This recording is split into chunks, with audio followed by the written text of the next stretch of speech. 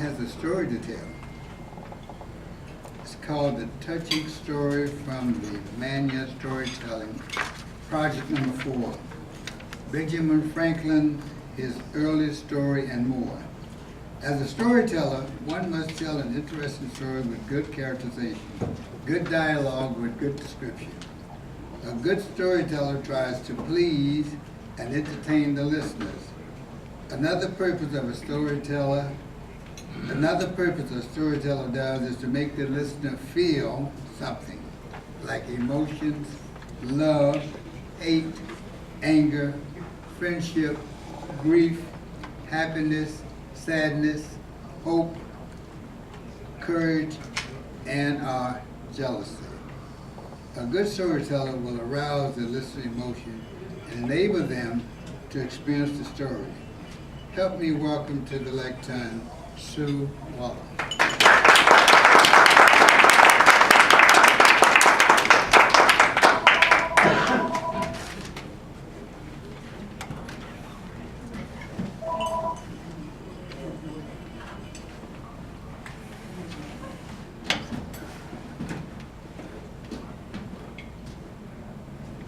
Good morning.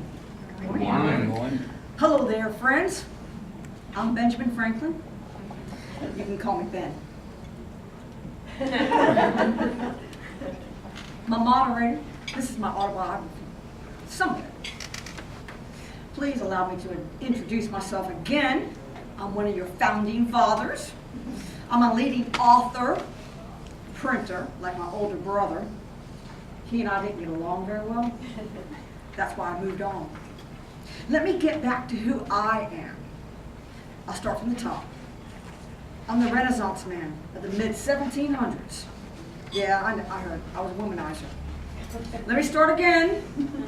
Without further ado, I am a leading author, printer, political theorist, politician, Freemason, postmaster, scientist, inventor, humorist, civic activist, statesman, and above all, I'm a diplomat. I was born in Boston, 1706. I was the 10th son of a candle maker and a soap maker. I received some formal education, but was mostly self-taught. In fact, I do not remember when I could read, which must have been very early, as I do not remember when I could not read. Because of my ability to be self-taught, I started school at the age of 8 and quickly rose to the head of the class when I was 8. My father's friends thought I'd make a great scholar. So my father was encouraged to put me to this purpose. My Uncle Benjamin approved of the choice of scholar. With so many in my family, my father was unable to send me to college. So he took me from my grammar school and enrolled me in a school for just writing and arithmetic. Under my new teacher, I was able to prosper at writing and failed in arithmetic. I mean, I failed arithmetic. My teacher was the famous Mr. George Brownell, very successful in his profession. And under him, I acquired fair writing pretty soon. And at the age of 10, my father removed me from my new school and brought me back home to work in his business, assisting him in cutting wicks and filling those little holes for dipping the molds. And I had to attend to the shop and go on a lot of errands. And at the age, I was very serious at this age of 10. To be perfectly serious, I disliked my father's trade and had a strong inclination for the sea, but my father declared against it. However, living near the water, I was much in and about it. I learned to swim early and well.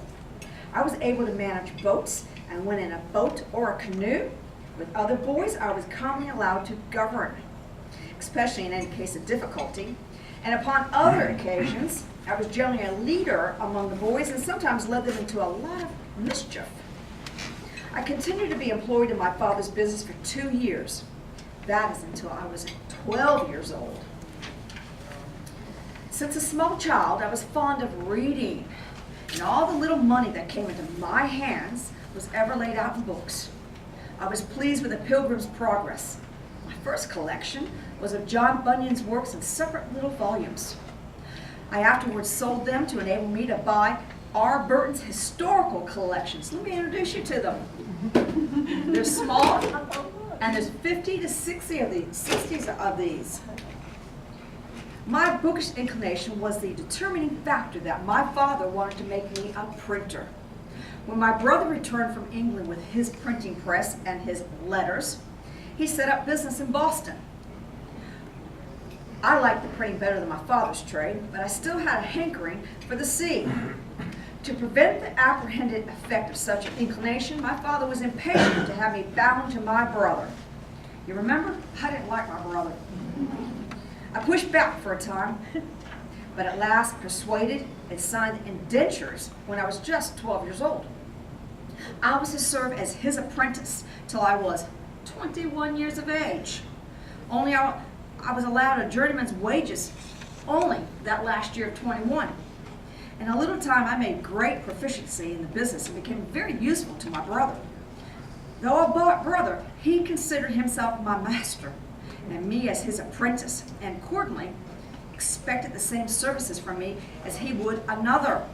Well, I thought he demeaned me too much in some, and then he required of me, and he expected more indulgences. Our disputes were often brought before our father, and I fancy I was either generally the right one or else just a better pleader, because the judgment was generally in my favor. My brother was passionate and had often beaten me, which I took extremely amiss, and thinking my apprenticeship was very tedious. I was continually wishing for some opportunity of shortening it, and guess what? The manner of shortening arrived pretty quickly. One of the pieces in our newspaper on some political point, which I have now forgotten, gave offense to the local assembly here in Boston, and my brother was taken up, censored, imprisoned for a month by the speaker's warrant. I suppose because he would not reveal the author. Well, I too was taken up and examined before the council, but I wasn't given any kind of punishment. They contented themselves that I was okay. They dismissed me, considering perhaps that I was just an apprentice and was bound to keep my master's secrets. There was a consultation held in our printing house with my brother and all his friends. What were they going to do about what just happened? And they proposed that they were going to evade some of the orders that were laid out by the warrant. And these friends of my brother, they thought it'd be a great idea to change the name of the printing company to my name. They called it Benjamin Franklin. Well, to be perfectly honest, my brother and I, we didn't get along. We were never going to get along, and he didn't have to call his printing house my name. That was my opportunity to get away. I did. I moved to Philadelphia at the ripe old age of 17. I stayed in Philly for about 2 years, and I sailed away to London when I was 19 years old. I've lived for 48 years, and I have an abundance of thoughts, kind of like an almanac. Here are just a few of my thoughts. Don't throw stones at your neighbors if you own windows as glass. Maybe the current White House should listen to this. Lost time is never found again. When you're good to others, you are best to yourself. No gains without pains. I can use that in the gym. And a right heart exceeds all. And don't forget, haste makes waste. Folks, I'm Benjamin Franklin. I lived a long and fruitful life. I was the toast of 2 continents, and I am on the $100 bill.